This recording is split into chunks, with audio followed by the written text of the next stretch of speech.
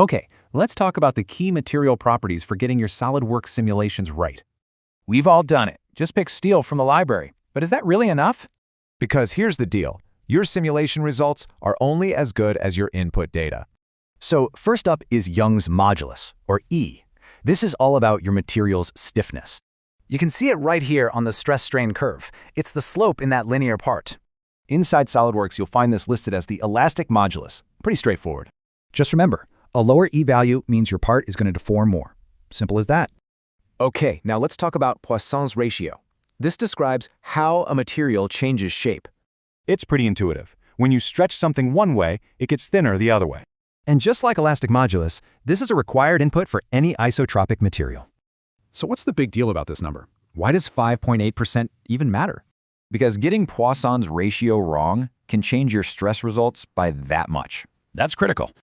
The good news is, for isotropic materials, E and Poisson's ratio are all you really need.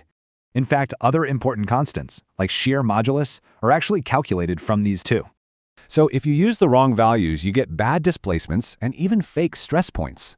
So the correct workflow is a logical process that always ends with verifying your factor of safety. To nail this every time, make this checklist a habit. Always verify units and cross-check data. So the next time you build a model, ask yourself, are your materials truly validated?